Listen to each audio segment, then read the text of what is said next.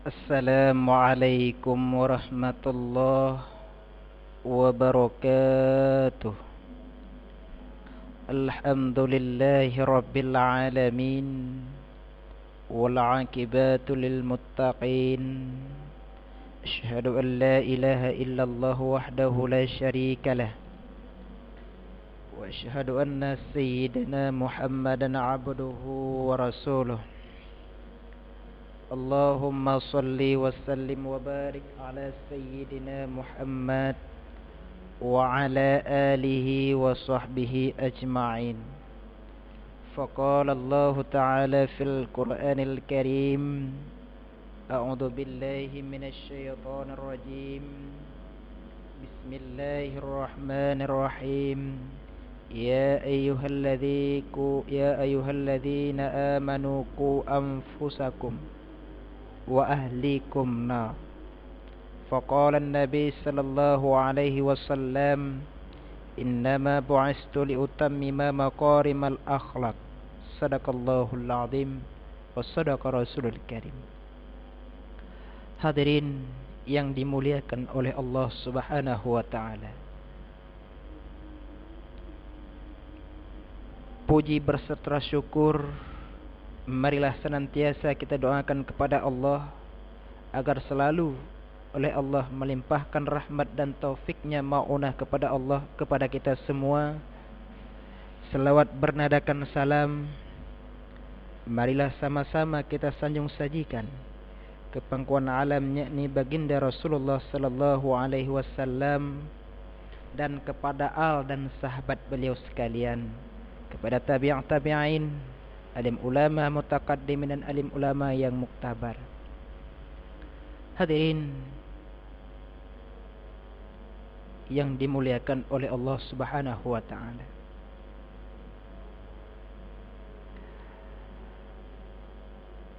Berhubung pada zaman sekarang banyak manusia yang lalai. Mereka tenggelam dengan perbuatan pribadinya. Baik perbuatan pribadi itu mengenai kesibukan duniawi maupun di sebalik demikian kesibukan dengan akhirat. Mereka melalaikan diri sendiri, tidak memperdulikan orang lain. Di dalam keluarga kadang-kadang laki-laki dan istri, laki-laki tersebut tidak menyuruhkan perempuannya ke tempat pendidikan agama,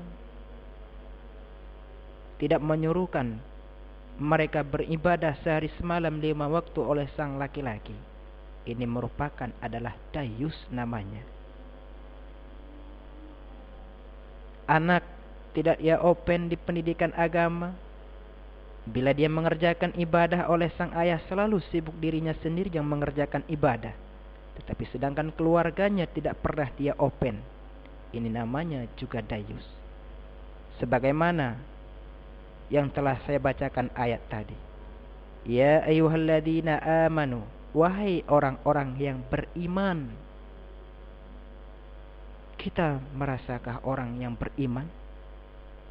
Kalau kita merasakan yang beriman, tergoreslah hati kita sebagaimana ayat Al-Quran yang telah diturunkan oleh Allah. Bukankah kita orang yang beriman berpedoman sebagai berpedoman kepada Al-Quran yang telah diwahyukan oleh Allah? Bukan berpedoman kepada koran, bukan berpedoman kepada majalah, bukan berpedoman kepada pencipta-cipta buku yang lain, tetapi berpedomanlah kepada Al-Quran dan sunnah dan ijma' dan qiyas. Ya ayyuhalladzina amanu qu anfusakum wa ahlikum nar. Jagalah dirimu dan keluargamu daripada api neraka. Kita sehari semalam melakukan salat 5 waktu. Istri kita ada kita suruh tempat beribadah. Kita mengerjakan ibadah sehari semalam 5 waktu. Anak kita ada kita suruh tempat pendidikan agama. Kalau ada, alhamdulillah, berarti kita tidak termasuk golongan orang dayus. Orang dayus tempatnya adalah neraka wailun. Ini yang kita takutkan. di bawah orang kafir diletakkan kita inilah orang dayus.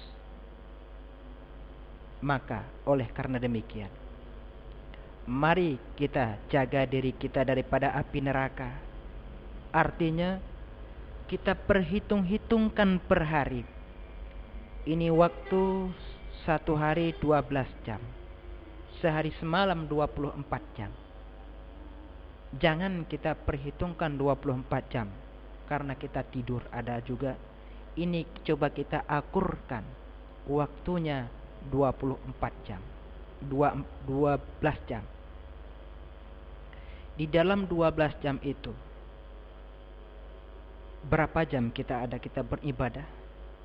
Kira-kira berapa besarnya mau'idah berubudiyah kepada Allah yang kita perbuat? Apakah ada segumpal? Setelah kita bandingkan berapa besarnya kita beribadah kepada Allah, kita kumpulkan berapa besar dosa yang telah kita kerjakan kepada Allah. Kita gabung berdua. Mana yang lebih besar? Apakah beribadah kepada Allah yang lebih besar ataukah bermaksiat kepada Allah yang lebih besar? Kalau bermaksiat yang lebih besar, mari kita berpikir sejenak. Berarti kita hari ini telah melalaikan dengan duniawi, mementingkan adalah meninggalkan akhirat, mengutamakan dunia. Lalai dengan dunia yang sangat fana ini. Bangkitlah dari itu kita. Mari kita bangkit. Kita jaga diri kita. Samakan. Hari ini saya 50 mengerjakan ibadah. Dosa 50. Esoknya saya kerjakan ibadah 60. Dosa 40. Esoknya lagi meningkat. Itu namanya baru orang yang insaf. Berpikir sejenak lebih baik daripada beribadah 1000 tahun. Artinya apa? Mengenang dosa yang telah dia perbuat. Ya Allah, saya selalu di dalam maksiat-Mu ya Allah. Saya selalu durhaka kepadamu ya Allah, tidak pernah beribadah kepadamu ya Allah. Ini namanya berpikir sejenak, memikir dengan hati nurani sendiri, bukan karena paksaan. Inilah kita insaf bertaubat kepada Allah Subhanahu wa taala. Setelah kita mengerjakan ibadah kepada Allah, kita perlihatkan anak kita. Apakah anak kita sibuk dengan dunia? Setelah kita di fakultas bermacam-macam fakultas, sedangkan fakultas agama kita tinggalkan, sedangkan yang kita utamakan adalah fakultas duniawi, itu salah. Allah memerintahkan ilmu diwajibkan, bukan ilmu dunia yang diwajibkan. Utlubul ilm, bermakna tuntut ilmu di situ bukan ilmu dunia, tetapi ilmu akhirat. Artinya apa? Yang wajib pertama kita tuntut adalah ilmu tauhid. Ilmu tauhid itu adalah diibaratkan umpama ladang. Setelah ada ilmu tauhid, kita mengenal Allah, sudah ada ladang. Baru kedua diwajibkan ilmu, yaitu ilmu fikah. Ilmu fikah diibaratkan oleh ulama-ulama adalah ibarat tanaman. Setelah ada ladang, baru kita bercocok tanam. Bagaimana supaya tanaman di ladang kita tidak dimakan oleh hama, tidak dimakan oleh binatang-binatang yang lain? Tentunya kita pagar. Kita tuntut ilmu tasawuf. Tasawuf itu adalah ilmu untuk sebagai contoh adalah pagar. Iman kita telah ada, ibadat kita telah ada dalam hati. Mari kita perkuatkan zikir supaya tidak goyang iman kita. Ini namanya pagar. Anak kita, apakah sudah kita tanam ilmu itu? Kalau belum, jangan coba-coba terjerumus ke dunia yang lebih panjang. Mereka tidak tahan dengan rayuan-rayuan bermacam-macam godaan-godaan dunia. Pasti yakinkanlah mereka terjerumus dalam lembah keinginan. Tetapi mereka telah kita tanamkan akidah yang diperintahkan oleh Allah. Silahkan bebaskan anak. Mau kemana? Mau ke barat, ke timur? dia pasti ada dalam hatinya kuat, tetap iman, tetap yang dia yakin la ilaha illallah Muhammadar Rasulullah. Kalau ada demikian, maka kita pasti akan mendapatkan kebahagiaan. Jangan terpengaruh dengan bermacam-macam budaya. Ini bermacam-macam aliran telah muncul di kalangan kita. Ada aliran-aliran yang tidak diperintahkan salat. Ada aliran bermacam-macam tidak mesti lagi naik haji ke Baitullah. Cukup haji di kampung sendiri, cukup kita niat saja, ibadah saja yang berpergian haji, badan jasad tidak pernah berpergian haji. Ada yang bermacam-macam, rohnya saja yang beribadah, jasad tidak usah beribadah. Ini jangan terpengaruh. Caranya di dunia sekarang yang kita ini lebih-lebih di Nangro Aceh Darussalam masih banyaknya para ulama. Jangan kita terpengaruh dengan jejak-jejak yang tertipu seperti itu. Yakinkanlah ini semua adalah jejak-jejak Yahudi untuk menggoyangkan Islam yang ada di Aceh. Maka tanamkanlah kepada anak-anak kita cara-cara beribadah, mengenal Allah, ilmu tauhid dan ilmu tasawuf dan ilmu fikih, supaya mereka tidak terbujuk dengan rayuan-rayuan bermacam-macam. Ini yang kita khawatirkan kepada generasi-generasi kita ini. Seandainya pada generasi kita ini tidak kita tanamkan akidah, selalu kita terumus kepada dunia, akhirat tidak pernah. Ini yang kita khawatirkan nanti anak-anak ini, mereka yang mengubah bintang bulan di atas puncaknya masjid, dia ubah menjadi palang salib, summa na'udzubillah.